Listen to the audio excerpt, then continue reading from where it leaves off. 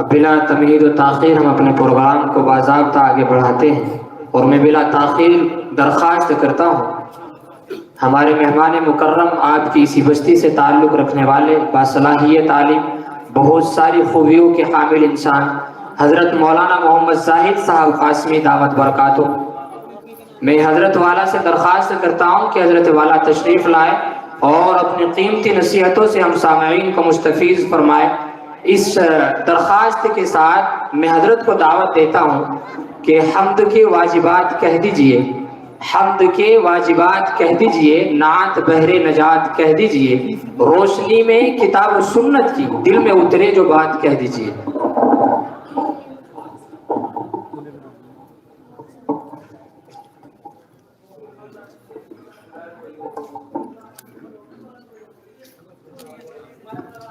السلام علیکم ورحمۃ اللہ وبرکاتہ۔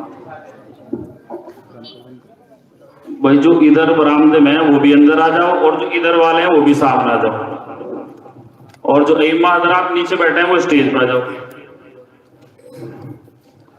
جو ائمہ حضرات وہاں بیٹھے ہیں سامنے وہ ادھر آ جاؤ اسٹیج پہ۔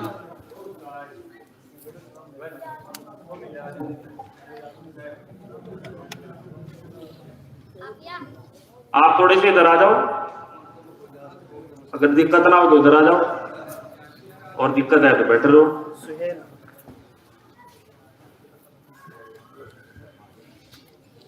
آ جاؤ، تم بھی آگے آ جاؤ بھائی، یہاں لگ محلہ بساؤ بیٹھے، آ جاؤ یہاں آ جاؤ ادھر کو سامنے کو۔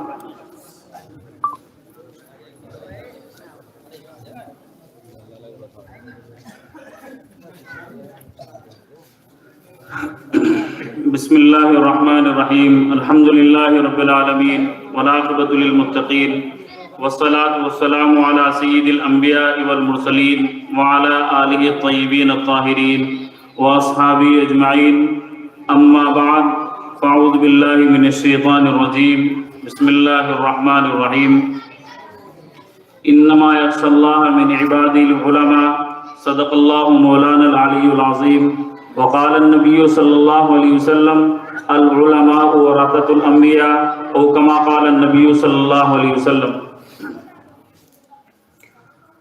محترم، میں آپ ہی کے گاؤں کا ایک ناکارہ سا بچہ ہوں، اور آپ کے سامنے لب کشائی کی جسارت کر رہا ہوں، لیکن دقت اس بات کی ہے، دکھ اس بات سے ہوتا ہے کہ اتنا بڑا گاؤں اور اتنے سے لوگ، اکثریت جن میں بچوں کی ہے، اور اگر کہیں سائیکل وائیکل کے تماشے یا کوئی اور تماشے ہونے لگ جائیں، ماشاءاللہ پورا محلہ اکٹھا ملے گا۔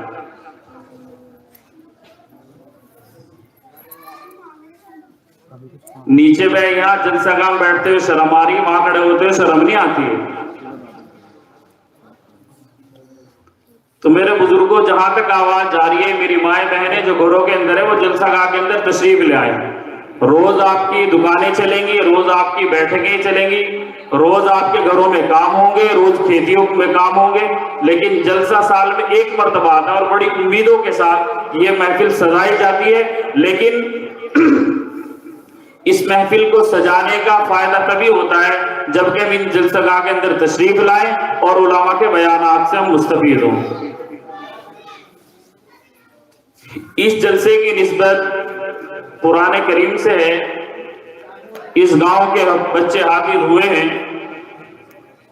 لیکن ہم لوگوں کو یہ اکثریت کی بات ہوگی، ان بچوں کی یا ان علماء کی یا ان حفاظ کی یا ان قرآن والوں کی کوئی قدر نہیں ہے۔ لوگ سمجھتے ہیں کہ ایک بچے نے حفظ کر لیا، مولوی بن گیا، حافظ بن گیا، بس یہ 5000 کا آدمی بن کر رہ گیا، اور یہ سنی سنائی بات نہیں ہے۔ ایک آدمی نے ڈائریکٹ بالکل مجھ سے کہا تھا کہ جو مدرسے میں پڑھ گیا 5000 کا آدمی بن گیا۔ یہ 5000 کی بات نہیں ہے، دنیا تو تقدیر کی ہے، جتنی ہوگی مل جائے گی، لیکن ان حافظوں کا، ان علماء کا اگر مرتبہ دیکھے کسی کی مائی نے، وہ لال نہیں جانا جو کسی اور میں ہو۔ کوئی علم، کوئی فن، کوئی ہنر، کوئی ایسا نہیں ہے جو ان کا مقابلہ کر سکتا ہو۔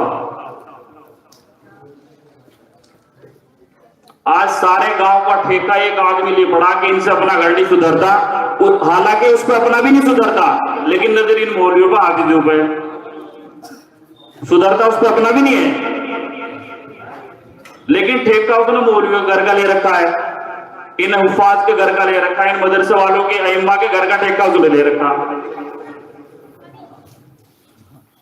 اپنے گاؤں کے یا اپنی بستی کے جہاں کے بھی ہو، ان علماء کی، ان حفاظ کی قدر کریں۔ یہ بڑی بے غیرتی کی بات ہے، آپ کہاں تک بچو گے؟ شروع سے لے کر جب کان میں اذان پڑھی جاتی ہے آخر تک ان ائمہ کی، ان حفاظ کی، ان علماء کی تم کو ضرورت ہوتی ہے، لیکن بے شرمی، بے حیائی، بے غیرتی اتنی ہے، اس قدر ہے کہ انہی علماء کو چوک پر کھڑے ہو کر گالیاں بھی دیتے ہیں۔ اگر کوئی 5000 کا آدمی ہے تو الحمدللہ وہ غیرت مند ہے، کسی کے باپ کی جاگیر تو ہے نہیں۔ ان علماء نے اگر 5000 میں بھی سفید کپڑے ٹھیک ٹھاک سے پہنے نا تو کہتے ایک نمبر 2 کا دلہ بھائی۔ اپنا چاہے وہ نشے کا کاروبار کرے، چاہے وہ چوری کرے، شراب بیچے، جوا کھیلے، سٹا کھیلے، کچھ بھی کرے، کچھ بھی کرے، لیکن اگر ایک مولوی نے یا امام صاحب نے کچھ سفید سا ٹھیک ٹھاک سا سوٹ پہن لیا نا تو نمبر 2 کا چل رہا بھائی۔ ڈاکٹر صاحب شرم نہیں آتی، بالکل بے غیرتی ہے۔ جب تک علماء نے لکھا ہے، اللہ نے قرآن کے اندر فرمایا ہے کہ یا ایھا الذین آمنوا اجتنبوا کثیرا من الظن ان بعض الظن اثم ولا تجسسوا۔ اللہ نے کہا ہے کہ بدگمانی نہ کرو، بہت سا گمان بھی 2 قسم کے ہوتے ہیں، ایک حسن ظن ہوتا ہے، ایک حسن سو ہوتا ہے۔ قرآن کے اندر کہا ہے، بس ایک دماغ میں بات فیڈ ہو گئی اس کے کہ ہاں بھائی اگر یہ ٹھیک ٹھاک ہے نا، یار مدرسے میں تنخواہ تو 5-7 ہزار ہوتی ہے، لیکن اس کا کام کیسے چل رہا ہے؟ ٹھیک نمبر 2 کا چل رہا ہے۔ ایک صاحب کہہ رہے ہیں کہ ان کی قلم کی مار ہے، ہم نے اسے دعا دی اللہ تیری نسلوں میں قلم کار پیدا کریں، تو ہمیں گالی دے ہم تجھے دعا دیں گے، دقت کیا ہو رہی ہے؟ تو میرے بھائیوں، اس جلسے کی نسبت قرآن کریم سے، نفاذ سے، اپنے بچوں کی ان کی قدر کرو، یہ اللہ کی نعمت ہے اور اللہ کا احسان ہے، اللہ نے ہم کو اتنے اچھے بچے دیے ہیں، اور یہ ہمارا جو گاؤں ہے نا علم کے اعتبار سے، دینی علم کے اعتبار سے بہت ہی پچھڑا ہوا ہے۔ اور گاؤں کے اندر جا کے دیکھ لو، اپنی برادری کے دوسری برادری کے علماء کی بہت اچھی خاصی تعداد ہے، اپنے گاؤں کے اندر دیکھ لو، اور جو ہے بھی تو ہضم نہیں ہوتے۔ ایک دقت تھوڑا ہی ہے، جو ہضم ہے ابھی وہ ہضم نہیں ہو رہے۔ اگر ہمارے گاؤں کا بچہ حافظ قرآن ہو جائے اور اپنے گاؤں کی مسجد میں قرآن سنانے لے بات کرنا شروع کر دے تو اپنے مخالف کھڑے ہو جائیں گے۔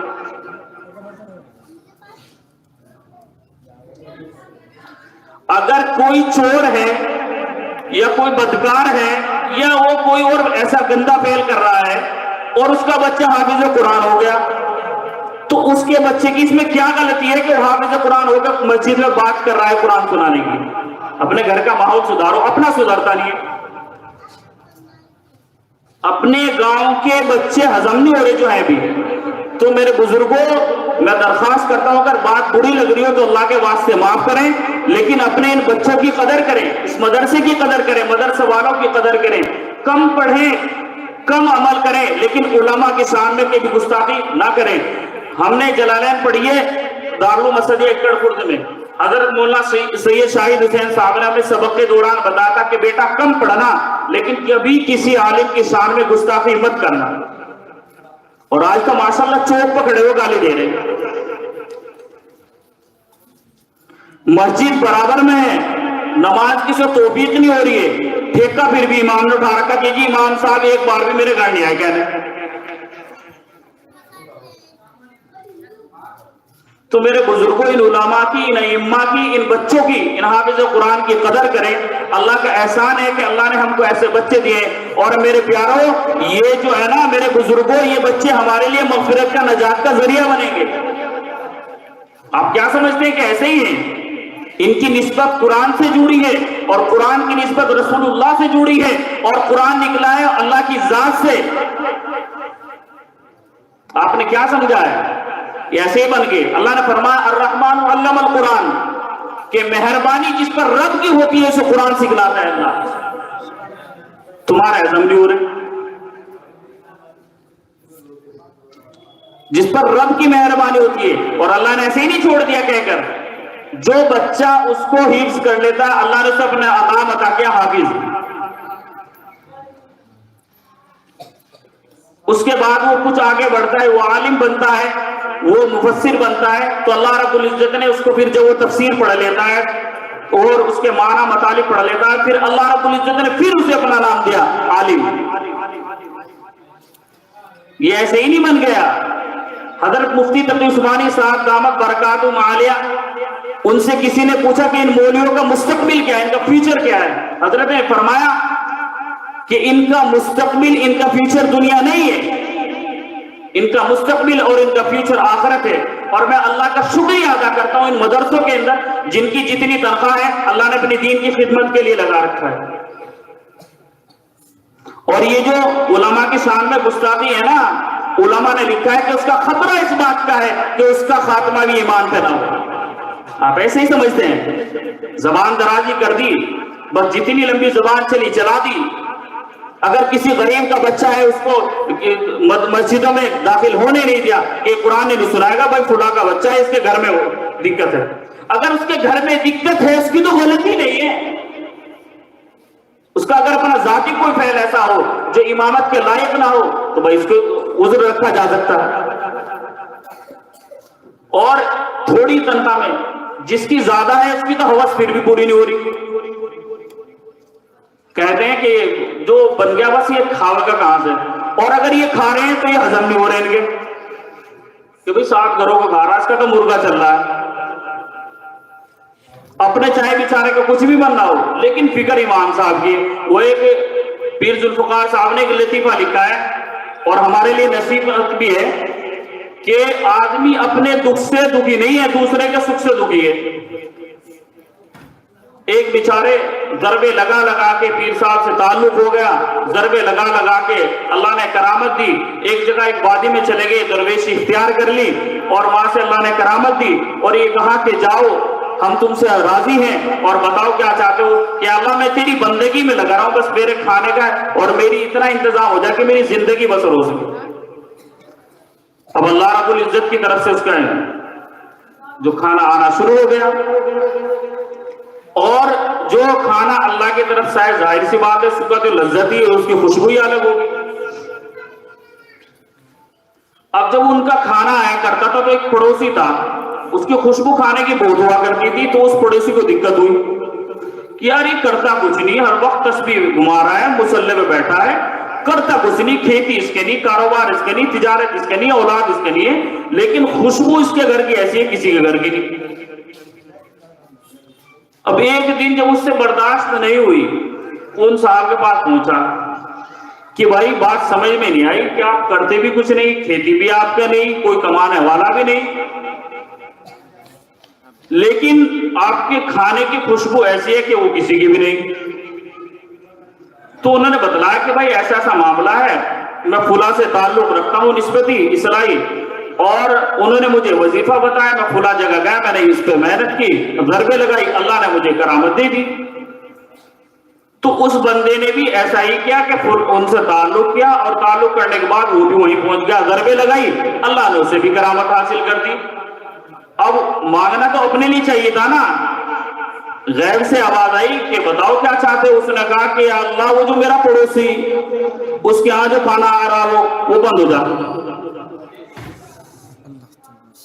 اپنے لیے تو نہیں مانگا, وہ دوسرا جو پڑوسی اس سے دقت ہو رہی. تو میرے بزرگوں ان حفاظ کی, ان علماء کی قدر کریں. یہ انبیاء کے وارث ہیں, یہ انبیاء کے وارث ہیں, اور ان کی شان میں گستاخی کرنا. چلو میں تو آپ کے درمیان کا بچہ ہوں, مجھے تو چاہے مزدور لگا کے کوس لو, میرا تو کچھ بگڑنے والا ہے نہیں. اللہ نے جب تک زندگی یا جب تک سانسیں، جب تک صحت، جب تک آمدنی، جب تک زندگی رکھے نا، جو کی تو گزرے گی، ساری دنیا مخالف ہو جائے ان علماء کے، کوئی کچھ نہیں بگاڑ سکتا۔ اور ظاہر سی بات ہے جتنی مخالفت ہے اللہ نے انہیں اتنا ہی عروج دے رکھا ہے، اور یہ پھٹکار ہے اللہ کی طرف سے، جو علماء کے سامنے گستاخی کرتے ہیں نا ان کو پھٹکار ہے کہ اللہ نے اسے اس طرف لگانا تھا کہ تعریف کرے علماء کی، برائی پہ لگا دیا۔ سوچنا چاہیے کہ اللہ کہیں مجھ سے ناراض تو نہیں ہے۔ تو میرے بزرگوں ان کی قدر کریں۔ ایک مرتبہ عالم ارواح کے اندر آپ صلی اللہ علیہ وسلم سے حضرت موسیٰ علیہ السلام نے پوچھا کہ آپ نے یہ فرمایا کہ میری امت کے جو علماء ہوں گے وہ بنی اسرائیل کے نبیوں کے جیسے ہوں گے، کہ ہاں میں نے کہا ہے۔ تو کیسے کہا؟ آپ صلی اللہ علیہ وسلم نے ایک صحابہ کو بلایا اور بلانے کے بعد حضرت موسیٰ علیہ السلام کے سامنے پیش کیا۔ حضرت موسیٰ علیہ السلام نے ان سے سوال کیا کہ آپ کا نام کیا ہے؟ تو انہوں نے بتلایا کہ میرا نام فلاں ہے، میرے باپ کا نام فلاں ہے، میں فلاں جگہ کا رہنے والا ہوں۔ تو حضرت موسیٰ نے کہا کہ میں نے صرف آپ کا نام پوچھا تھا، پورا نسب نہیں پوچھا تھا کہ آپ کہاں کے ہیں، کس کے بیٹے ہیں، کس کے پوتے ہیں، ایسے نہیں پوچھا تھا میں نے۔ تو انہوں نے جواب دیا حضرت موسیٰ کو کہ اللہ نے بھی آپ سے یہ نہیں پوچھا تھا، اللہ نے پوچھا تھا وما تلک بیمینک یا موسیٰ، ہے موسیٰ تمہارے ہاتھ میں کیا ہے؟ حضرت موسیٰ نے جواب دیا تھا قال ہی عصای اتوکل علیہا واحش بها علی غنمی ولی فیہا مآرب اخری۔ حضرت موسیٰ نے کہا تھا کہ میرا ڈنڈا ہے، میں اس سے بکریاں چراتا ہوں، میں اس سے پتے جھاڑتا ہوں، میں اس پہ ٹیک لگاتا ہوں اور بھی دوسرے فائدہ حاصل کرتا ہوں۔ اللہ نے بھی تو آپ سے ایک پوچھا تھا۔ حضرت موسیٰ علیہ السلام خاموش ہو گئے۔ تو آپ صلی اللہ علیہ وسلم نے وہ جو بلائے تھے اپنے امتی کو، ان کا کان جیسے محبت پکڑتے ہیں ایسے پکڑا، اور وہ ذات جانتے ہو آپ کو، تو وہ امام غزالی رحمۃ اللہ علیہ تھے۔ علماء نے لکھا ہے کہ جب وہ پیدا ہوئے تو ان کا کان کچھ مڑا ہوا تھا۔ تو میرے بزرگوں یہ تو وہ علماء ہیں جن کو حضور نے فرمایا تھا کہ میری امت کے جو علماء ہوں گے وہ انبیاء کے وارث ہوں گے، اور اللہ کا فضل یہ ہے کہ یہ اس کام کے اندر لگے ہوئے ہیں جس کو آپ صلی اللہ علیہ وسلم نے سب سے بہترین بتایا ہے، خیرکم من تعلم القرآن وعلمہ، کہ تم میں سب سے بہترین وہ ہے جو قرآن کو سیکھے اور سکھائے۔ تم دنیا کے بالسٹر بنو، تم دنیا کے انجینئر بنو، تم جتنے بھی بڑے میکینک بن جاؤ، فیکٹریاں چلاؤ، کمپنیاں چلاؤ، تم ان کے برابر نہیں پہنچ سکتے۔ اور میں اس سے بھی آگے چل کے کہتا ہوں کہ تم ان کی جوتوں کی جو دھول ہوتی ہے نا اس کے برابر میں نہیں پہنچ سکتے۔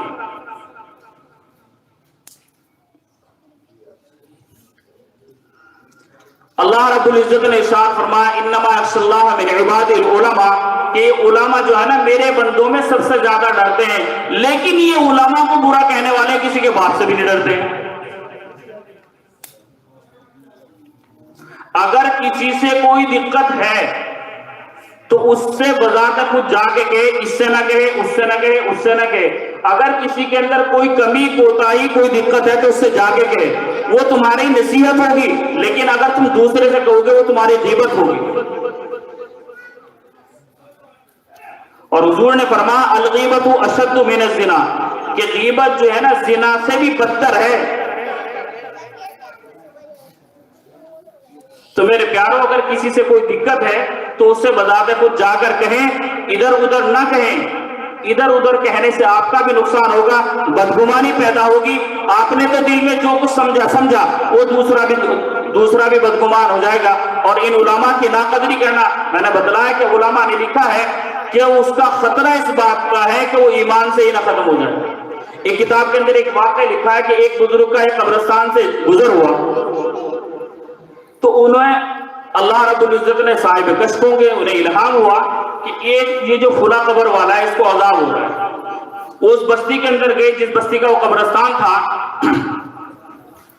اور جانے کے بعد اس کی تحقیق کی، پتہ چلا کہ فلاں آدمی کی قبر ہے۔ اس کے گھر پہنچے، اس کے گھر والوں نے کہا کہ بڑا نیک تھا، نمازی تھا، پابند تھا، ائمہ کی بڑی قدر کیا کرتا تھا، اور پابندی سے قرآن کی تلاوت بھی کیا کرتا تھا، اور تسبیحات کی پابندی بھی کیا کرتا تھا، وہاں بھی جاتا تھا، ایسے بھی کرتا تھا، ایسے بھی کرتا تھا۔ ہم کو تو کوئی ایسی کمی نظر نہیں آتی کہ جس سے اسے عذاب قبر ہو۔ چنانچہ وہ بزرگ چلے، اور چلنے کے بعد اس کی تحقیق کی کہ اس کے کوئی یار دوست بھی ہے، پتہ چلا کہ ہاں کچھ ہیں، کچھ قریبی ہوتے ہیں نا جسے کہ خاص، تو کچھ ایسے بھی دوست ہوتے ہیں۔ چنانچہ وہ ان کے پاس پہنچے، ان کو پتہ چلا کہ ان کے دوست ہیں۔ انہوں نے پوچھا کہ تمہارا دوست کیسا تھا؟ کہ جی بہت اچھا تھا، بہت اچھا تھا، ایسا کرتا تھا، ایسا کرتا تھا۔ اور یہ ہمارے اندر بھی ہے، جب تک وہ زندہ ہے جب تک تو وہ بہت خراب ہے، لیکن جو وہ مر گیا تو قبرستان سے شروع کریں گے بہت بڑے آدمی تھا بھائی، بس وہی سے شروع ہو جائے گا وہ بہت بڑے آدمی تھا بھائی۔ زندگی میں قدر نہیں کی، مرنے کے بعد مٹی کا ہاتھ جھاڑنے میں گیا رہا، بہت بڑے آدمی تھا۔ تو ان دوستوں نے کہا کہ کوئی ایسا معاملہ تو تھا نہیں۔ انہوں نے کہا کہ کوئی بات کو ایسی، تو ان کے دوست نے کہا کہ آپ بات بتائیں، آپ کیوں کہہ رہے ہیں؟ انہوں نے بتلایا کہ میں اس طرح سے گزر رہا تھا اور مجھے اللہ کی طرف سے الہام ہوا ہے کہ اس کو عذاب قبر ہو رہا ہے۔ تو ان کے دوست نے بتلایا کہ جی ایک مرتبہ اس نے ایک عالم کو گالی دی تھی، ایک مرتبہ اس نے ایک عالم کو گالی دی تھی، اللہ رب العزت نے اس عالم کو گالی دینے کے سبب اس کو عذاب قبر میں مبتلا کر دیا۔ جب گڈھے میں گریں گے نا جب چلے گا پتہ، جتنا بھی کہنا کہو اللہ رب العزت۔ ایک بزرگ ہیں، حیات ہیں، میں نام نہیں بتانا چاہ رہا، ان بزرگ کو ایک بڑے میاں گالی گلوچ کیا کرتے تھے بہت زیادہ۔ تو جب اس کا انتقال ہوا، ملنے والوں نے کہا، پڑوسی نے کہا کہ حضرت اب تو آپ کو سکون مل جائے گا کہ فلاں آدمی گالی دیا کرتا تھا۔ تو ان بزرگ نے جواب دیا کہ بس وہ تو جو کرتا تھا کرتا ہی تھا، لیکن نیکیوں کا جو سلسلہ جو تانتا ادھر سے لگا ہوا تھا وہ ختم ہو گیا، تم گالی دو اللہ نے نیکیاں دے گا۔ تو میرے پیاروں، ان علماء کی، ان حفاظ کی قدر کریں۔ اللہ نے ہم کو بہت اچھا موقع دیا ہے کہ ہم ان کی قدر کر لیں اور اپنے بچوں کو حافظ عالم بنائیں۔ جتنی دنیا مقدر ہوگی تم کچھ بھی کر لیں، ساری زمینات کھود ڈالیں، سارے مکانات کھود ڈالیں، ذخیرہ زمین سے نکال لیں، سمندر میں غوطے لگا لیں، جتنی دنیا مقدر میں ہوگی ملنی اتنی ہے۔ چاہے تم کسی کا برا کر لو، چاہے کسی کا اچھا کر لو، اللہ نے تو جتنی دینی ہے وہ دے گا، وہ تمہارے اوپر ہے، تم اسے حلال کر کے لے لو چاہے حرام کر کے لے لو۔ اپنے بچوں کو حافظ بنائیں، عالم بنائیں۔ اور میں پھر کہتا ہوں، گاؤں والوں سے سب سے کہتا ہوں کہ ان بچوں کی، اپنے والوں کی بھی قدر کریں، باہر والوں کی بھی قدر کریں، علماء کی قدر کریں، اور اگر کچھ نہیں کر سکتے تو زبان کو بند رکھیں، زبان دراز نہ بنیں، زبان درازی نہ کریں۔ تمہاری نیکیاں ختم ہوگی، نیکیوں کے انبار لے کے جائیں گے حشر کے میدان میں۔ جس کو اگر چھپ کر بھی گالی دی ہوگی نا، اگر کسی کو چھپ کر بھی برا کہا ہوگا، اگر کسی کی غیبت کی ہوگی، دل کے اندر، یہاں تک کہ دل کے اندر بھی اگر اسے برا سمجھا ہوگا، پہلی بات تو اگر زبان سے کہہ دیا، ہر کہی ہوئی بات کو اللہ کے یہاں ثابت کرنا ہوگا۔ اگر یہاں کوئی وکیل صاحب تمہیں پکڑ کے بیٹھ جائے، اور وکیل تو بہت زیرے کرتے ہیں، اور وہ تمہیں الجھا لے، تو تم یہی نہیں جواب دے پانا۔ ہم تم سبھی ہیں اس میں، لیکن وہاں تو جب کوئی دیکھے گا بھی نہیں، کوئی کسی کو پوچھے گا بھی نہیں، کوئی کسی کو جانے گا بھی نہیں، تو وہاں جب اللہ کے یہاں سامنے اللہ کے حساب لیا جائے گا تو پھر کیا بنے؟ تو میرے پیاروں، ان علماء کی، ان حفاظ کی قدر کریں۔ میں ایک بار پھر درخواست کرتا ہوں کہ جتنے بھی یہ باہر کھڑے ہیں، ایک تو یہ دکانوں کا جو سلسلہ ہے نا جلسوں کے اندر، یہ فینسی بنا دیا، یہ یا تو وہ ایک طرف راستے بناؤ، سارے آتے رہیں گے، سامان خریدتے رہیں گے، وہاں کھاتے رہیں گے۔ یہ دکان پہ جتنے بھی کھڑے ہیں، میری آواز پہنچ رہی ہے اگر، تو اگر غیرت مند ہے، اللہ سے محبت ہے، رسول اللہ صلی اللہ علیہ وسلم سے محبت ہے، تو برائے کرم پنڈال کے اندر تشریف لے آئے۔ اور میری مائیں بہنیں جو گھروں کے اندر ہے، کام تو پھر بھی ہو جائے گا، آپ تشریف لے آئیں جلسہ گاہ کے اندر، انشاءاللہ بڑا نفع ہوگا، اور اللہ ہو سکتا ہے ہمارے لیے اس کو مغفرت کا ذریعہ بنا دے۔ بہرحال بات دوسری طرف چلی گئی تھی۔ اللہ کے نبی صلی اللہ علیہ وسلم ہمارے لیے آئیڈیل ہیں، نمونہ ہیں۔ آج ہم سب اللہ کے امتی، اللہ کے رسول صلی اللہ علیہ وسلم کے امتی ہونے کا، ان کے عاشق ہونے کا، ان کے فدائی ہونے کا، ان کے شہدائی ہونے کا دعویٰ تو کرتے ہیں، لیکن ہم ہیں بہت خوش سے۔ جو کسی سے محبت کرتا ہے نا، اس کی ایک ایک ادا پہ فدا ہوتا ہے۔ اور ایک مثال ہے کہ اگر کسی سے محبت ہو جائے، کسی سے تو بہت دور کی بات، اگر اہلیہ سے ہی محبت ہو جائے نا، اور وہ یوں کہہ دے کہ جی مجھے آپ کے ایسے بال پسند ہیں، تو نائی کے جاؤ گا یوں کہا ان کو جو تمہاری بھابھی کو ایسے پسند ہے ایسی کٹنگ کر دے۔ تو ایک عورت سے اتنی محبت بہت اچھی بات ہے، لیکن آپ صلی اللہ علیہ وسلم کی سنتوں سے اتنا دور، ہماری شادیاں سنت کے خلاف، ہمارا جینا سنت کے خلاف، ہمارا مرنا سنت کے خلاف، بچی ہماری بے پردہ، عورتیں ہماری بے پردہ، گھروں کے اندر ہمارے بے حیائی، کھانا پنڈال کے اندر کھڑے ہو کر شادیوں کے اندر مرنے، کسی کا انتقال ہو جائے تو اس کو غسل دینے والا کوئی نہیں، اگر اس کا انتقال ہو جائے اس کو جنازے کی نماز پڑھانے والا کوئی نہیں۔ یہ تو بیچارے علماء ہے، ائمہ ہے جو پہلے تم کو ملتے ہیں، اگر کہیں سے ڈھونڈ کے لانے پڑا نا، ایک زمانہ ایسا تھا جب ڈھونڈ کے لانے پڑا کرتے تھے ایصال ثواب کے لیے بھی، دعا کے لیے بھی، اور ملتا کوئی نہیں تھا۔ ایک لطیفہ لکھا ہے کہ ایک گاؤں میں کسی کا انتقال ہو گیا تو اس کی ایصال ثواب کیا کرتے تھے، وہ ایک زمانے جاہلیت کی بات تھی، وہ بدعت ہے، تو فاتحہ پڑھنے کے لیے، اب وہ ایک صاحب تھے، اس کے والد صاحب کا انتقال ہو گیا، وہ راستے میں کھڑا ہو گیا، تو راستے میں کھڑے ہونے کے بعد سے دیکھا کہ فلاں میں آ رہا ہے، مسلمان لگ رہا ہے، خطبت بھی ہے، اسے روکو، روکنے کے بعد سے نے کہا کہ جی میرے والد صاحب کا انتقال ہو گیا اور اس کی ایصال ثواب کرنا ہے، فاتحہ پڑھانا ہے، کہ جی ٹھیک ہے۔ اب وہ بیچارہ، وہ بھی ان پڑھ تھا جس کا باپ تھا، تو بیٹھا بیٹھا ہی کر رہا، میرے پہ کچھ آتا نہیں، میرے پہ کچھ آتا نہیں، میرے پہ کچھ آتا نہیں، کہ جی میں دوسرے کو لا رہا، تو وہ تو یوں کر رہا، دوسرا بھی ملا تو اس نے سوچا وہ یہ دکھا میرے سے زیادہ پڑھا لکھا، اب وہ بیچارہ کون کون کر رہا، میرے کو کچھ آتا نہیں، تو دوسرا کیا کہہ رہا بیٹھ کے، جیسا تو ویسا ہی میں، جیسا تو ویسا ہی میں، جیسا تو ویسا ہی میں۔ اور وہ تیسرے کو جو لایا اور اس نے کہا کہ میرے کو کچھ آتا نہیں، دوسرا کہہ رہا جیسا تو ویسا ہی میں، تیسرا کہہ رہا کہ یوں کب تک چلے گی، یوں کب تک چلے گی، یوں کب تک چلے گی، چوتھا جو ہے اب وہ تینوں کے بعد سن کے کہہ رہا کہ جب تک چلنی چلا لو، حلوہ پوری کھا لو، ہے نا۔ ایک زمانہ ایسا تھا، یہ ائمہ کی قدر کرو ان کی، علماء کی، کہ تمہارے جنازے کی نماز پڑھانے کے لیے تیار تمہیں یہاں ملتے ہیں، کسی ڈھونڈ کے نہیں لانا پڑتا، اور ہونا تو یہ چاہیے کہ اپنے والدین کی نماز جنازہ خود پڑھائیں، کیوں نہیں پڑھا سکتے؟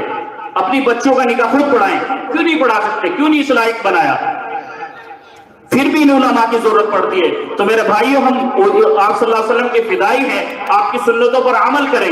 یاد رکھو، اگر ہم سنتوں پر عمل کریں گے تو ہماری دنیا بھی بنے گی، آخرت بھی بنے گی، اور میرے پیارو، حضور کا جس کو قرب حاصل ہو گیا اس کی زندگی تبدیل ہو جاتی ہے، اس کی نسلیں نیک بن جاتی ہیں۔ میرے پیارو، ہم شادیاں کریں سنت کے مطابق کریں، ہمارا جینا ہو سنت کے مطابق ہو، ہمارا مرنا ہو سنت کے مطابق ہو، ہماری تجارت ہو سنت کے مطابق ہو، ہمارا کاروبار ہو سنت کے مطابق ہو، ہماری کھیتی ہو سنت کے مطابق ہو، ہمارے بچے کی تعلیم و تربیت ہو سنت کے مطابق ہو، ہمارے بچے کی شادیاں ہو وہ بھی سنت کے مطابق ہو، ہمارا لباس سنت کے مطابق ہو، ہمارا چہرہ سنت کے مطابق ہو، ہمارے سروں پر ٹوپیاں ہو، ہمارے چہروں پر داڑیاں ہو۔ ہم نے سنتوں کا پس پشت ڈالا، دلوں کے اندر سے خوف نکل گیا، اللہ کا خوف نکل گیا۔ یاد رکھو مسلمانوں، اگر اللہ کا خوف دل سے نکل جاتا ہے تو پھر غیروں کا خوف دلوں کے اندر بڑھ جاتا ہے۔ میرے پیارو، اگر ہم اللہ سے ڈرتے، کسی کی مائیں نے وہ لال نہیں جلاتا کہ تمہارا بال بیکا کر دیتا۔ ایک زمانہ تھا آج سے 1450 سال پہلے،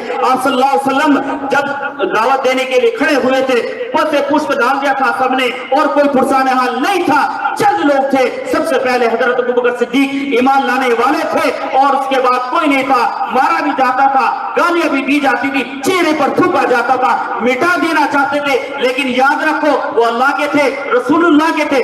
ایک بال کسی نے باغا نہیں کیا، اللہ نے ان کے دلوں کے اندر خوف اور راز ڈال دیا۔ جنگ بدر ہوتی ہے، 70 مارے جاتے ہیں، 70 جاہل مارے جاتے ہیں، 70 جاہل قید کر کے لائے جاتے ہیں، بڑے بڑے سردار ہیں، اتنا خوف دلوں کے اندر تھے، دلوں کے اندر ہے، کوئی نظر ملانے کو تیار نہیں تھا، کوئی مقابلہ کرنے کے لیے کوئی نہیں آتا تھا۔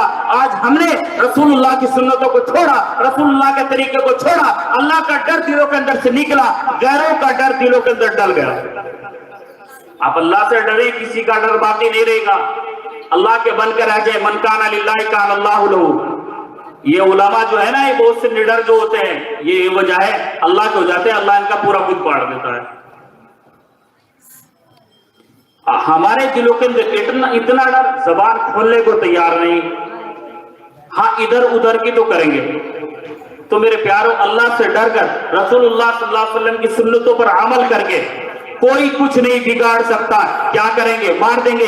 یاد رکھو اگر ہم مرنا ہے ہمارا اللہ کے مطابق ہو, اللہ کی مرضی کے مطابق ہو, اور اگر ہم اللہ کے راستے میں مر گئے, اللہ کے نام پر مر گئے, رسول اللہ صلی اللہ علیہ وسلم کی سنتوں پر عمل کرتے ہوئے ان کے طریقے پر مر گئے, ہماری دنیا کے اندر ہی آخرت سنور جائے گی. دنیا بھی ہماری روشن ہوگی, آخرت بھی ہماری روشن ہوگی, قبر ہماری نورانی ہوگی, قبر ہماری ٹھنڈ ہوگی, جنتی لباس ملیں گے, جنتی پوشاک ملے گی, جنتی محلات ملیں گے, جنتی حوریں ملیں گی, جنتی انعام ملیں گے.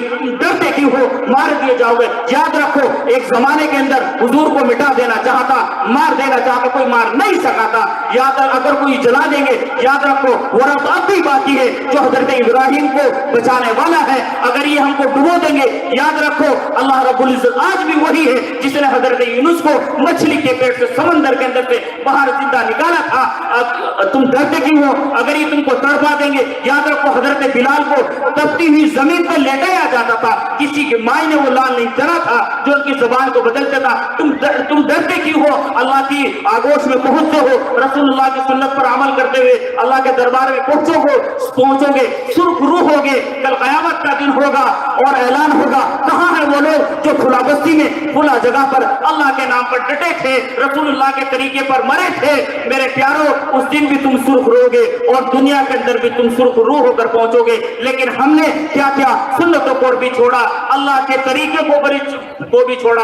بہت سے ایسے ہیں جو قرآن پڑھنا بھی نہیں جانتے ہیں, سنت پر تو عمل کی بہت دور کی بات ہے, اور یہ کہتے ہیں کہ داڑھی رکھنا فطرت کے خلاف ہے. ایک بزرگ سے کسی نے کہا کہ داڑھی رکھنا فطرت کے خلاف ہے. بزرگ نے پوچھا وہ کیسے؟ اس نے بتلایا کہ بچہ بنا داڑھی کے پیدا ہوتا ہے. ان بزرگ نے جواب دیا کہ دانت کی جو منہ ہے یہ بھی فطرت کے خلاف ہے. بچہ جب پیدا ہوتا بنا دانت کے پیدا ہوتا ہے, انہیں بھی توڑ دو.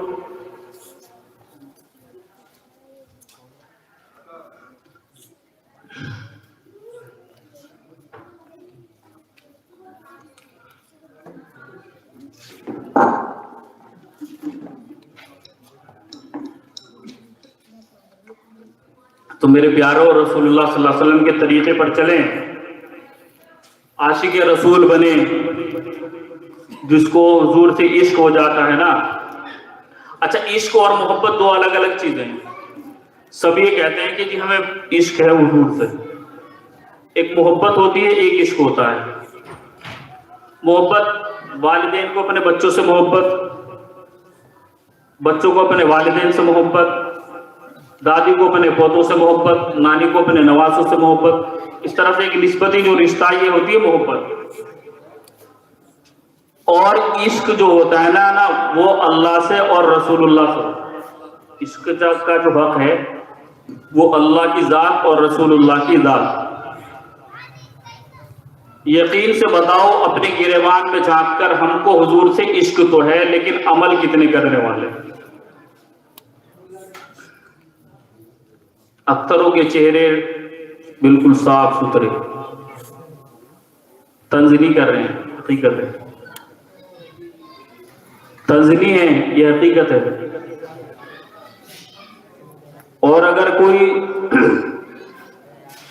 یہ کہے کہ فلاں کے گھر کا ایسا ہے, فلاں کے گھر کا ایسا, سب اپنی اپنی قبر کے اندر جائیں گے. ہدایت کسی کے ہاتھ میں نہیں ہے, چاہے حافظ ہو, قاری ہو, مولوی ہو, امام ہو, مؤذن ہو, محتمم ہو, کوئی بھی ہو. اگر ان کے ہاتھ میں ہدایت ہوتی نا تو سارے محلے کے نمازی ملتے. امام بیچارہ کہتا رہے, جمعے میں تقریر کرتا رہے, اور فرض پڑھے, اور بھائی بس صاف, اوہو بہت دیر میں نکلے ہوئے. اگر امام صاحب کی 5 منٹ کی تقریر زیادہ ہوگی نا, تو یار یہ امام یہ ٹائم کا ہی نہیں پتا ہے ایسے. 5 منٹ میں اتنی آفت آ جائے گی. اور اگر کہیں شادی میں لائن لگ جا تو بس کھانا تیار ہونے والا, 11 بجے کا ٹائم تھا, 1:15 بج گیا, کھانا تیار ہونے والا, ابھی تک بارات آ جاؤ بس کھانا چالو ہو جائے گا. وہاں 1.5 گھنٹے میں اس کا کچھ نہیں بگڑا, 2 گھنٹے میں, اور یہاں 5 منٹ میں. بھائی امام صاحب کو ٹائم کا ہی نہیں پتا ہے. اور اگر امام صاحب نماز کو کہتے ہیں کہ جی میرے کپڑے خراب ہو رہے, اور اگر کوئی دوست دعوت کو کہتے ہیں کہ 5 منٹ رک, چٹکی بجا کے کہا تو 5 منٹ رک, ابھی تیار ہو پا رہا.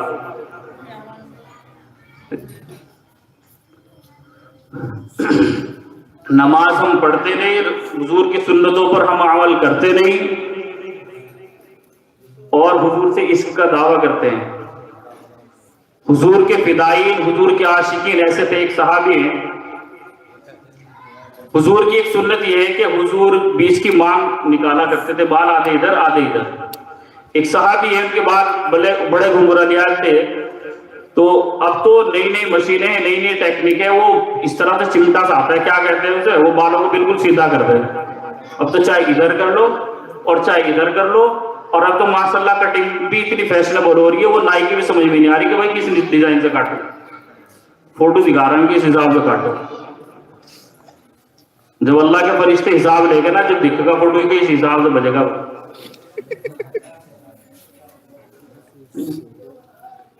رنگ بھی ایسے ایسے ہیں کہ آتے بھی سمجھ میں نہیں آتے. کسی کے گلابی، کسی کے پیلے، اور بہت سا تو سفید بالوں والے تو کالے والے لگا رہے، لیکن جن کے کالے بالوں سفید کرو پھر رہا ہے. یہاں سے آگے سے تھوڑا سا بس سفید کر رکھا، پتہ نہیں کون سا فیشن چلا ہے. میرے پیارے، یہ سنت نہیں ہے، سنت کے خلاف ہے. حضور نے لعنت فرمائی ہے ایسی کٹنگ پر، ایسے بالوں پر. ہمارے چاروں طرف سے بال بڑے رکھو، کسی نے منع کیے، کندھوں تک رکھو، کسی نے منع کیے، لیکن سنت کے مطابق، سنت کے مطابق ہونے چاہیے. تو وہ صحابی ہیں، ان کے بال گھنگرالے تھے.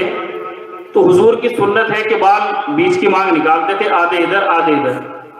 وہ بڑے پریشان تھے کہ حضور کی سنت پر ہے، اس پر عمل کیسے کروں. ایک دن وہ آگ جل رہی تھی اور اس کے اندر لوہے کی سلاخ رکھی تھی یا سریا کہہ لو، بس وہ انہوں نے اٹھائی اور سر کے بیچوں بیچ رکھی، ایسے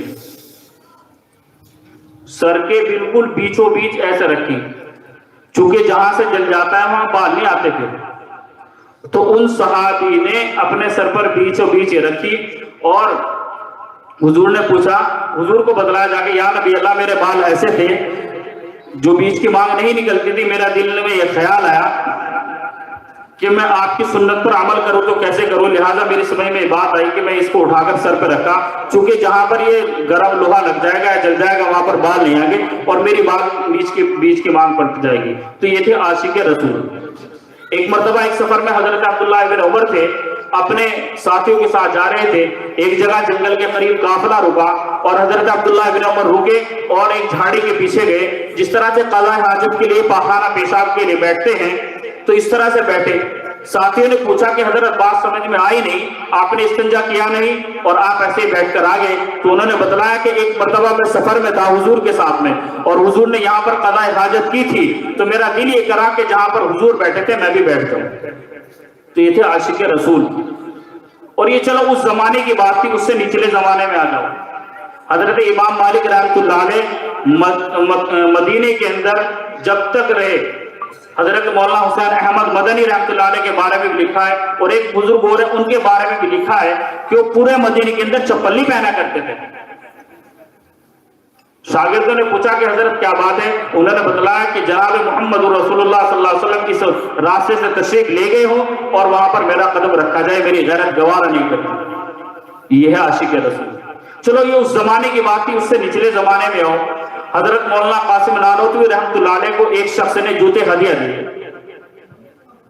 تو ان جوتوں کو انہوں نے شو کیس میں سجا کر رکھا. حضرت سے پوچھا کہ حضرت آپ یہ جوتے پہنتے کیوں نہیں، آپ نے مال کو سجا کر رکھا ہے. تو انہوں نے بتلایا کہ جوتے تو بڑے قیمتی ہیں اور میرا دل بھی کرتا ہے، لیکن یہ ہرے رنگ کے ہیں، میری غیرت نے یہ گوارا نہیں کیا کہ گنبد خضرا کا رنگ بھی ہرا ہو اور میرے پیر میں جوتا بھی ہرے رنگ کا ہو. اس سے آگے چلیے گا. حضرت مولانا قاسم نانوتوی رحمۃ اللہ علیہ جب انگریزوں کی حکومت تھی اور پیچھے پڑے ہوئے تھے، تو مولانا قاسم صاحب نانوتوی رحمۃ اللہ علیہ کو وہ تلاش کر رہے تھے. انگریزی پولیس ادھر بھی ادھر بھی انہیں تلاش کر رہی تھی، سب جگہ چھاپے ماری چل رہی تھی. تو حضرت 3 دن تو پردہ پوشی فرمائی. 3 دن کے بعد جب باہر نکل آئے تو متعلق نے کہا کہ حضرت پولیس پیچھے پڑی ہوئی ہے اور آپ باہر نکل آئے. تو حضرت نے فرمایا کہ جب محمد رسول اللہ صلی اللہ علیہ وسلم کے پیچھے کفار اور مشرکین پڑے ہوئے تھے، حضور نے غار و طور کے اندر 3 دن قیام کیا تھا. میری غیرت نے گوارا نہیں کیا کہ میرے پیچھے پولیس پڑی ہوئی، میں 3 دن سے زیادہ قیام کیا. اس سے بھی آگے چلو. حضرت مولانا قاسم نانوتوی رحمۃ اللہ علیہ کی ایک بہن ہے، ان کا شوہر کا انتقال ہوا، تقریباً 90 سال کی عمر ہے. 90 سال کی عمر میں ان کے شوہر کا جب انتقال ہوا، عدت گزارنے کے بعد وہ اپنی بہن کے یہاں تشریف لے گئے، اور حضور کی ایک حدیث ہے کہ بیواؤں کی شادی کرو، بیواؤں کی شادی کرو۔ اپنی بہن کے یہاں تشریف لے گئے اور کہا کہ بہن میں تجھ سے ایک بات لے کر آیا ہوں، عرض کرتا ہوں۔ بہن نے کہا کہ بتلاؤ۔ کہ میں چاہتا ہوں کہ تم نکاح کر لو، میں آپ کا نکاح کرنا چاہتا ہوں۔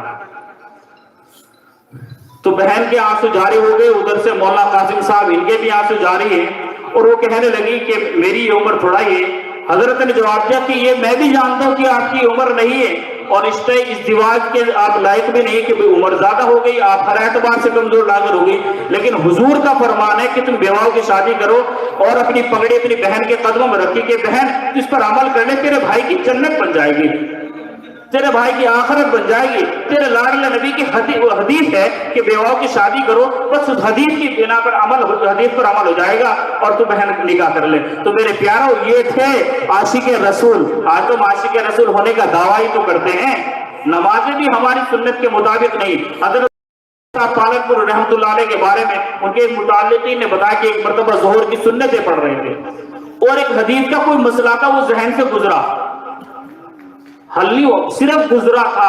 تو حضرت بڑے پریشان ہوئے، شاگردوں نے پوچھا کہ حضرت کیا بات ہے؟ حضرت نے فرمایا کہ میں نماز پڑھ رہا تھا، سنت پڑھ رہا تھا، اور میرے دل میں ایک مسئلہ گزرا ہے، میرے دل میں ایک خیال آتا ہے، پتہ نہیں میری نماز سنت کے مطابق ہوئی کہ نہیں ہوئی۔ آج ہم نماز کی نیت باندھی، پوری دکان کا حساب جوڑ دیا ہم نے، نماز ہماری بالکل پکی ہوتی۔ نیت باندھیں گے، شیطان ایسی ایسی بات ذہن میں ڈالے گا جو باہر اس کی یاد بھی نہیں تھی نا، وہ نماز میں اس کی یاد دلاوے گا، اور نماز ساری کی ساری خراب۔ دیکھو، جب ہم ذہن کو باہر بھی ایسا بنا کے رکھیں گے تو مسجدوں کے اندر بھی ایسا ہی بنا رہے گا۔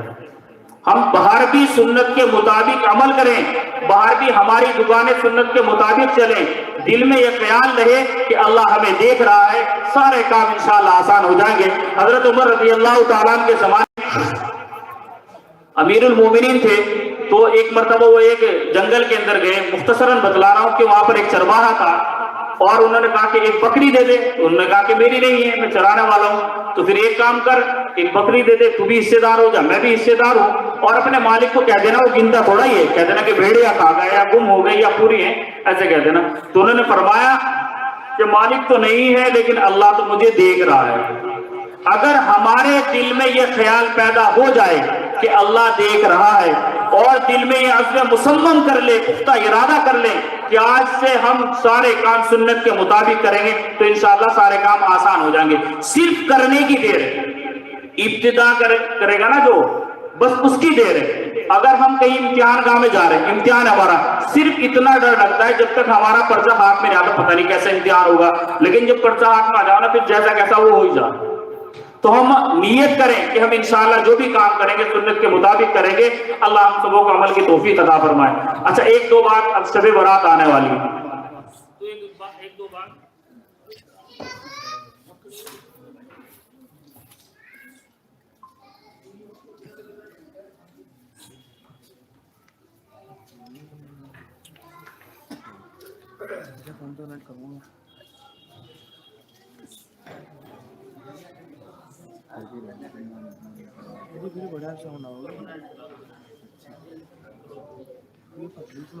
آواز کم کرنی پڑے گا، ایڈ کرنا پڑے گا نا، کھڑا کھڑا ہو جائے۔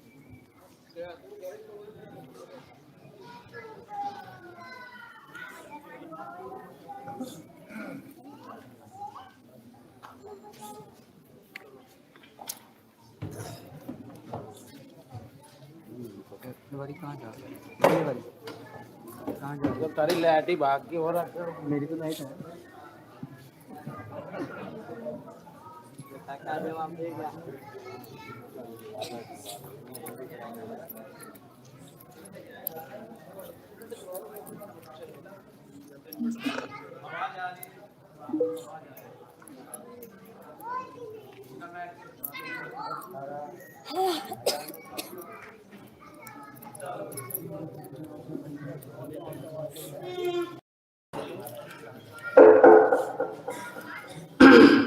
تو شب برات قریب ہی ہے، آج 6 تاریخ ہے، کل جو رات آنے والی ہے، کل دن کے بعد وہ شب برات ہے۔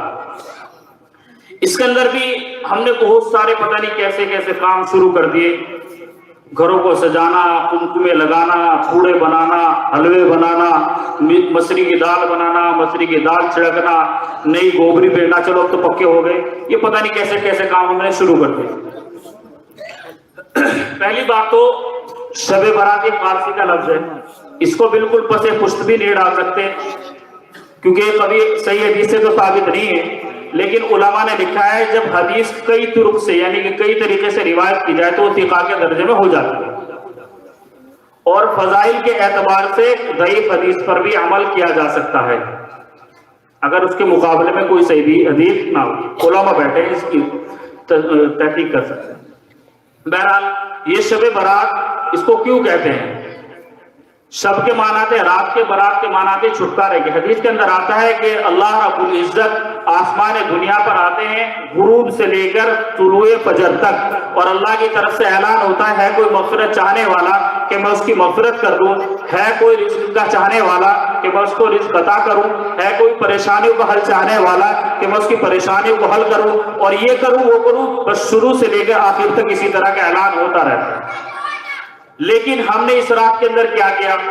پہلی بات تو حضور سے 1-2 مرتبہ قبرستان جانا ثابت ہے، زیادہ کبھی حدیث یہ کہ حضور 1 مرتبہ گئے۔ آج ہم اجتماعی اعتبار سے جاتے ہیں، پورے ٹھٹے وٹے لگاتے ہوئے، 5-7 دوست اکٹھے ہوئے، اور ادھر سے بھی غیبت، ادھر سے بھی جھوٹ غیبت، اس کی بھی اس کی بھی، اور خود اپنی بھی، اور گالی گلوچ بھی، ہنسنا بولنا بھی۔ قبرستان جا رہے ہیں، بس قبرستان میں جا کر حضرت جی بن گئے، اس کے بعد باہر نکلے پھر اپنے کام چالو کر دیا۔ میرے پیارو، اجتماعی اعتبار سے کوئی بھی عبادت اس رات کے اندر ثابت نہیں، کوئی بھی عبادت، چاہے وہ نفلی عبادت ہو، اجتماعی اعتبار سے کہ نفل، ایک جگہ صلاۃ التسبیح کی بھی نماز ہوتی ہے، صلاۃ التسبیح کی بھی جماعت کر رہے ہیں، تو یہ کوئی، یا بہت سے کہتے ہیں کہ 2 نفل پڑھ لیں، اس طریقے سے اتنی سورت پڑھ لیں، اتنی سورت پڑھ لیں، یہ کسی حدیث سے ثابت نہیں ہے۔ اگر کسی بزرگ نے نقل بھی کیا ہے تو ان کا اپنا تجربہ ہے، کر سکتے ہیں لیکن ضروری نہیں ہے۔ اور اس رات کے اندر ہم کیا کرتے ہیں کہ عشاء کی نماز تو پڑھی نہیں، نئے نئے سوٹ پہنے اور قبرستان کی طرف چل دیے، اور باقاعدہ اب تو ترقی ہو رہی ہے، عبادت بھی فینسی کر دی، مسجدوں کے اندر چائے اور رس پہنچ رہے، اب وہ وہاں جاگ رہے نا، وہ عبادت کر رہے ہیں، چلو ان کی مہمان نوازی کر کے آؤ۔ پہلی بات تو عبادت کرنی ہے اپنے گھر میں کرو، اور اگر گھر میں ایسا ماحول نہیں، چلو مسجد میں آ جاؤ، لیکن عبادت کرو، اجتماعی اعتبار سے نہ کرو۔ اگر تمہیں سستی آ رہی ہے، کسل ہے، تو تسبیح پڑھو، تسبیح میں سستی آ رہی ہے قرآن پڑھو، قرآن میں سستی آگے نوافل پڑھو، نوافل میں سستی آگے دعا کر لو، اور اگر آپ کو نیند آ رہی ہے تو گھر جا کے سو جاؤ۔ اگر آپ نے عشاء کی نماز جماعت سے پڑھی اور پھر فجر کی نماز جماعت سے پڑھ لی تو حضور نے فرمایا کہ وہ ایسا ہے جیسا کہ تم نے ساری رات عبادت کی ہو۔ اب ہم نے مستحب عمل تو کیا، لیکن ہم نے عشاء بھی چھوڑی، سارے رات جاگے، اور جاگے یا تو مونگ پھلی کا یا کھانے کا، اور ایک جگہ تو ایسا ہوا کہ کبڈی کھیل رہے تھا بھائی، رات تم جاگے تھے بھائی، جی کبڈی کھیل رہے، عجیب واحیات دین کا مذاق بنا ہے، نئے نئے پکوان پکا رہے ہیں، حلوے چل رہے ہیں۔ اگر پوچھا جائے کہ بھائی حلوہ کیوں بنا رہے ہیں، کہ حضور کے دندان مبارک شہید ہوئے تھے غزوہ احد کے اندر، حضور نے حلیرہ کھایا تھا، تو اس وجہ سے ہم بھی حلوہ بنا رہے ہیں۔ پہلی بات تو تم بھی نہ تلواؤ، اور اگر تم تلوا سکتے تو حلیرہ کھاؤ، حلوہ نہ کھاؤ۔ لیکن چلو اگر تمہیں کھانا ہی ہے تو اسے دین سے نہ جوڑو۔ غزوہ احد اس تاریخ کے اندر کسی بھی روایت سے ثابت نہیں۔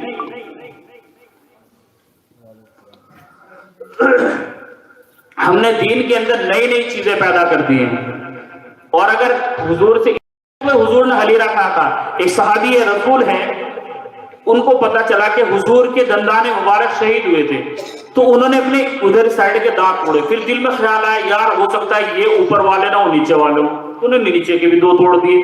پھر خیال آیا یار اس سائڈ کے نہ اس سائڈ کے ہو، پھر انہوں نے اس سائڈ کے بھی توڑ دیے۔ پھر یہ خیال آیا یار ہو سکتا ہے کہ بھائی ظاہر سی بات ہے وار ہوگا تو سامنے کے ہو سکتے ہیں، تو انہوں نے سامنے کی بھی توڑ دیے۔ مورخین نے لکھا ہے کہ پورا کا پورا دانتوں کا جبڑا ختم کر دیا۔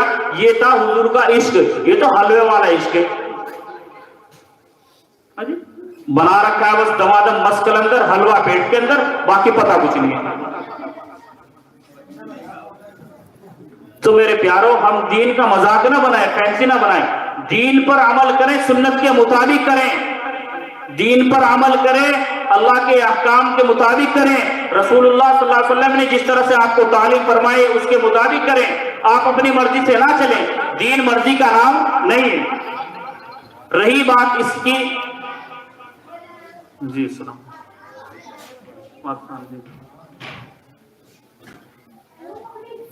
نہیں کوئی پروگرام نہیں، صاحب آنے والے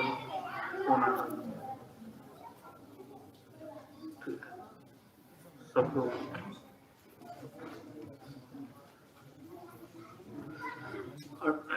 بہرحال شریعت جو ہے نا بڑی آسان ہے، دین آسان ہے۔ حضور نے فرمایا الدین یسر، دین آسان ہے، تو دین کو آسان بنا کے چلو، اپنی مرضی کے مطابق نہ چلاؤ، اپنی مرضی کے مطابق نہ کرو، اور اگر تمہارا دل کر رہا ہے تو کر سکتے ہیں، لیکن اس کی نسبت دین کی طرف یا حضور کی حدیث کی طرف یا اسراف کی طرف مت جوڑو۔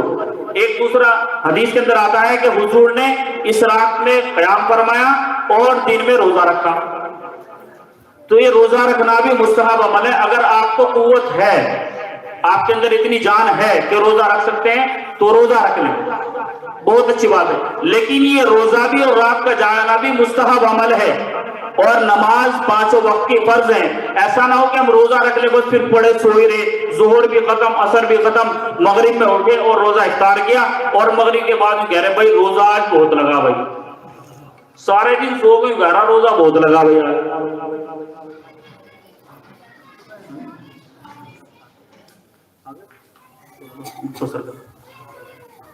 آگے کو جاؤ، ایک صاحب تشریف لے آئے، آگے کو جاؤ،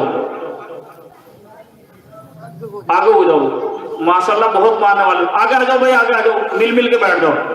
دیکھو علماء آئیں گے، ان کی باتوں کا سننا اور ان کی زیارت کرنا، ان سے مصافحہ کرنا، یہ بھی ثواب کمائی۔ اس رات کے اندر اللہ رب العزت، آ جاؤ بس 5-7 منٹ میں ہماری بات ختم ہے، ہم تو آپ کے درمیان کے، پھر مصعب آؤں گے، ان کا بیان ہوگا۔ ادھر کو آ جاؤ بھائی، اس محلے والے بھی ادھر کو آ جاؤ، مل کے آ جاؤ ادھر کو،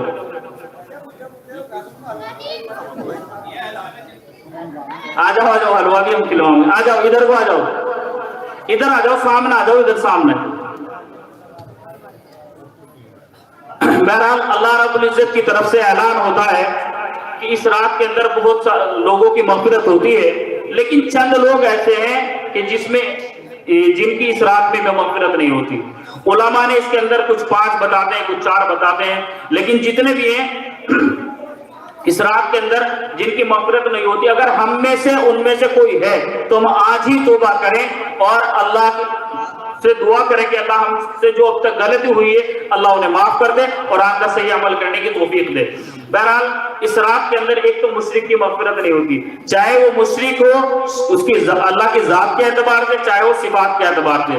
ذات کے اعتبار سے تو مشکل یہ ہے کہ وہ اللہ کے علاوہ کسی اور کو بھی یہ سمجھتا ہو کہ جس طرح سے اللہ کی عبادت کر سکتے ہیں اسی طرح سے کسی اور کی بھی عبادت کر سکتے ہیں، جس طرح سے اللہ کی ذات بندگی کے لائق ہے اسی طرح سے کوئی اور بھی ہے جو بندگی کے لائق ہے۔ یہ تو ذات کے اندر شرک ہے۔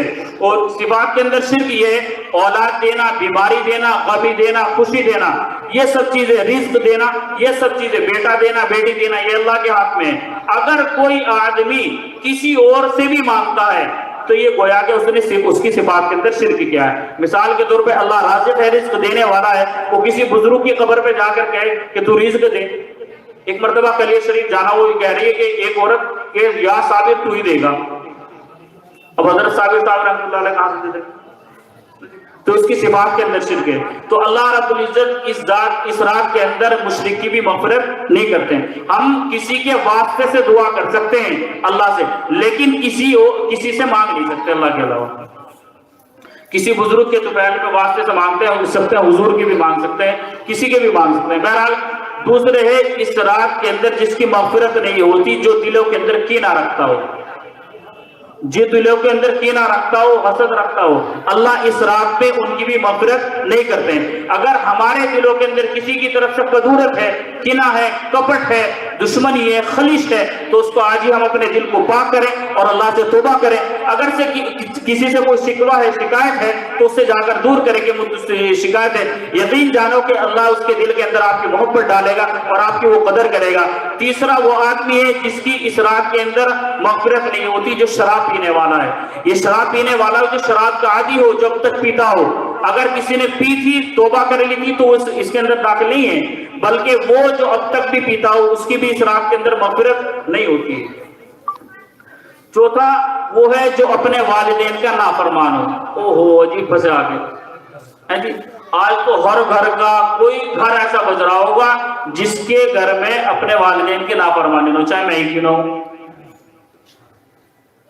मेरे प्यारो, ये अल्लाह ने ऐसी दौलत अता फरमा रखी है। अल्लाह ने फरमाया कि उफ़िल लहुमा, इन दोनों को तुम उफ तक भी ना कहो।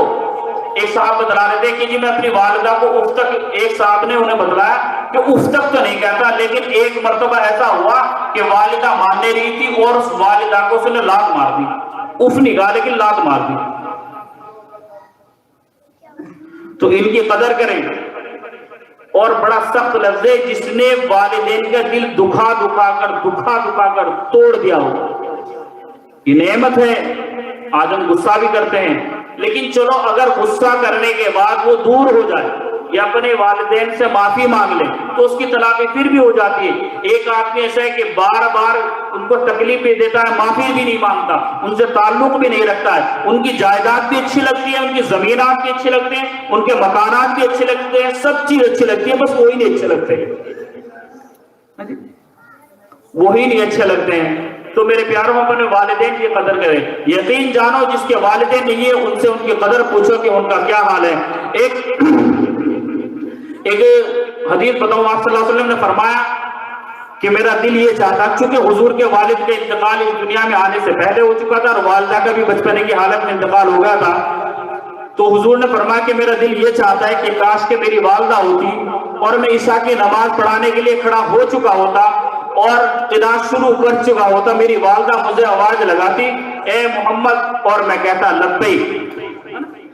मैं अपनी वालिदा के, यानी कि फर्ज नमाज को तोड़कर भी वालिदा की आवाज पर लब्बैक कहता। एक हदीस के अंदर आता है कि सबसे बड़ा गुनाह है ये बात, इस बात का कि अगर वालिदैन किसी काम को बताएं, अपने पास बुलाएं और वो ये कहते मुझे टाइम नहीं है, मुझे वक्त नहीं है, तो सबसे बड़ा गुनाह है ना। आज हमने इनकी कदर नहीं की ना। मौलवियों के पास जाएंगे, पीरों के पास जाएंगे, मज़ारों पर जाएंगे, धागे बांधेंगे, पर्चे लिखेंगे, सारे काम करेंगे कि जी दुआ करें, इनसे दुआ नहीं कराता। हमारे एक दोस्त हैं, अल्लाह उन्हें सेहत दे, उनकी वालिदा को सलामत रख के भैसानी के, उनसे एक मरतबा फोन पर बात हुई। मैंने पूछा कि भाई क्या हालात है, कि अल्हम्दुलिल्लाह बहुत अच्छा है, अल्लाह की बड़ी मदद है। मैंने कहा वालिदा ठीक है, कि हाँ वालिदा ठीक है, कि वालिदा के सदक़े से अल्लाह रब्बुल इज़्ज़त ने बड़ा नवाज रखा है।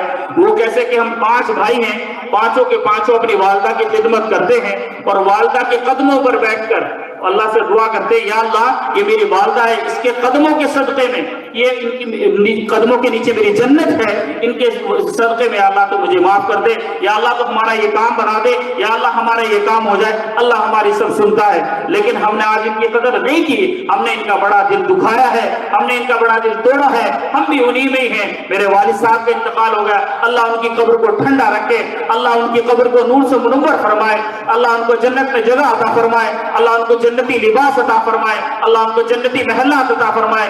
जितनी भी उन्होंने तकलीफ उठाई है, चूंकि मैं हॉस्पिटल के अंदर उनके साथ था, बस उनका एक जुमला था कि अल्लाह तू भी मुझसे नाराज हो गया, या अल्लाह तू भी मुझसे नाराज हो गया, बस ये कहा करते थे और तकलीफ में तड़पा करते थे। लेकिन हम मजबूर हैं, हम कुछ कर नहीं सकते थे, हम बिल्कुल कुछ कर नहीं सकते थे। अपने वालिद साहब को तड़पता हुआ देखा करते थे। मेरे प्यारों, ये वालिदैन हैं, इनकी कदर करें, ये भी तड़पते हैं, ये बिलखते हैं, और अगर हमने इनकी कदर नहीं की, कल तुम भी वालिदैन बनोगे, तुम्हारा भी यही हश्र होगा। अल्लाह हम सबों की आखिरत भी संवार देगा इनके सदक़े में, और दुनिया भी हमारी बना देगा। मेरे प्यारों, हम इन वालिदैन की कदर करें। अल्लाह रब्बुल इज़्ज़त इस हिसाब के अंदर मग़फ़िरत नहीं करेंगे जो अपने वालिदैन का दिल तोड़ने वाला होगा। अगर किसी की शान में गुस्ताखी की है अब अल्लाह से तौबा करे, अपने वालिदैन से जाकर आज ही तलाक़ी करे, माफी मांगे और माफी मांगे। अगर वालिद कितना भी बड़ा गुनाहगार हो, वालिदैन कितने भी बड़े गुनाहगार हो, मेरे प्यारों तेरे वालिद हैं। एक मर्तबा जनाब मोहम्मद रसूलुल्लाह सल्लल्लाहु अलैहि वसल्लम के अज़वाज मुतहहारात में से हजरत उम्मे हबीबा है, अबू सुफियान अभी तक ईमान नहीं लाए हैं, वो तशरीफ लाए और तशरीफ लाने के बाद जब वो बैठने लगे तो हजरत उम्मे हबीबा ने उनका अपना बिस्तर इकट्ठा कर दिया और कहा कि अब्बाजान ठीक है आप मेरे वालिद हैं, लेकिन ये हुजूर सल्लल्लाहु अलैहि वसल्लम का बिस्तर है, इस पर आप चूंकि अभी तक ईमान नहीं लाए हैं, आप नापाक हैं और आप इस पर बैठ नहीं सकते। अबू सुफियान बैठ गए, उनको बड़ा अफसोस हुआ। उसके बाद जब हुजूर को खबर मिली, हुजूर ने फरमाया नहीं ये तेरे वालिद हैं, इनकी कदर करो। मेरे प्यारे वालिदैन हैं, इनकी कदर करें। अगर हमसे कोई गुस्ताखी हुई भी है, अगर हम सारी जिंदगी इनकी खिदमत करें। एक बुजुर्ग का वाक़या लिखा है कि 40 साल तक हज पर कराया, कमर पर बैठा कर मक्कतुल मुकर्रमा ले जाकर और वालिदा से पूछा क्या मैंने कुछ अदा किया, तो उनकी वालिदा ने कहा कि जिस वक्त तू पैदा हुआ था और मेरे दर्द में एक मर्तबा जब हाय हुई थी उसका भी तूने हक अदा नहीं किया। 40 साल हज कराकर भी उसका हक अदा नहीं कर सके। मेरे प्यारों अगर हमारे पेट में पथरी हो जाए, अगर हमारे पेट में गैस बन जाए, दर्द हो जाए तो हमसे सराहा नहीं जाता है, लेकिन हमारी वालिदा जो है 9 महीने तक वजन घसीटती है और 9 महीने तक उसकी शिकवा तक नहीं आता है और बच्चे की विलादत होती है। एक जिंदगी उसको मिलती है, एक जिंदगी तुझे मिलती है, लेकिन मेरे प्यार हम उसकी कुछ भी कदर नहीं करते हैं। हम इनको गरीबत जाने, ये हमारे पास मौका है इनकी खिदमत करने का, अपनी जन्नत बनाने का, अपनी दुनिया व आखिरत संवारने का। अगर हमने अभी इनकी कदर नहीं की तो मेरे प्यारों हमारी दुनिया भी बर्बाद हो जाएगी, आखिरत भी बर्बाद हो जाएगी। तेरा वालिद था कल धूप में मजदूरी क्या करता था, मेरा वालिद था कि कई दिन वालिद साहब की आवाज तो सुनाई देती थी लेकिन शक्ल नहीं दिखती थी। चूंकि मेरे वालिद मोहतरम, अल्लाह उनकी कब्र को ठंडा रखे, अल्लाह उनकी मेहनतों को काविशों को कबूल फरमाए। उन्होंने मजदूरी की और मुझे से नाकारा को हाफिज भी बनाया। या अल्लाह तेरे लाडले नबी की हदीस है कि जिसका बच्चा हाफिज कुरान होगा अल्लाह कयामत के रोज उसको जन्नत का एक ताज पहनाएगा, नूरानी ताज पहनाएगा। मैं अल्लाह से दुआ करता हूँ या अल्लाह मेरे वालिद साहब ने मेहनत की है, मेरी वालिदा ने मेरे लिए रोजे रखे, अल्लाह तू उनको बेहतरीन बदला का फरमा। अल्लाह तेरे लाडले नबी की हदीस सच्ची है, तेरा कलाम भी सच्चा, तेरा नबी भी सच्चा, तू भी सच्चा, तेरे लाडले नबी का फरमान भी सच्चा। या अल्लाह तेरे लाडले नबी की हदीस है, या अल्लाह तू उसके दुफैल में माफ कर दे। या अल्लाह उन्होंने मुझे हाफिज कुरान भी बनाया, या अल्लाह जिससे उन्हीं में जितनी उनसे मेहनत हो सकती थी उन्होंने मेरे साथ मेहनत की। या अल्लाह मैं जैसा कैसा बना उनकी दुआएं हैं कि अल्लाह अगर मुझसे नाफरमानी हुई है माफ कर दे। तो मेरे प्यारों हम इनकी कदर करें। कई दिन हो जाया करते थे, मेरे वालिद साहब सुबह मजदूरी पर निकला करते थे, सुबह को मैं सोकर उठता नहीं था, मजदूरी पर चले जाया करते थे। तो मेरे प्यारों ये वालिदैन पूरे दिन धूप में मजदूरी करता है और चाहता सिर्फ ये कि मेरा बच्चा सुकून से रहे, चाहता सिर्फ ये थे कि मेरे बच्चे की दुनिया भी संवर जाए, चाहता सिर्फ ये मेरे बच्चे की आखिरत भी संवर जाए, चाहता सिर्फ ये कि मेरे बच्चे कुछ बन जाए। तेरी वालिदा है तेरी संवारती है, तुझको सजाती है और कहती है मेरा चांद का टुकड़ा है। आहो तू चांद का टुकड़ा था, तू इतना बदबख्त कैसे हो गया, तुझको अपने वालिदैन देखे नहीं जाते, तुझसे अपने वालिदैन की कदर नहीं की जाती है। अरे चाहत ये तो ये था कि इनकी कदम भी धोता, इनकी नाफरमानी ना करता। चाहते था जब बच्चे को वालिदा लेकर जाती है बाजार में तो ऐसे कपड़े लगा कर देखती है मेरा बच्चे पर कैसा लगेगा। कभी ऐसा हुआ है कि तुमने अपने वालिदैन को सूट दिलवाया है? तो मेरे प्यारों अगर तुम्हारे पास वालिदैन की ये वालिदैन अभी हयात है,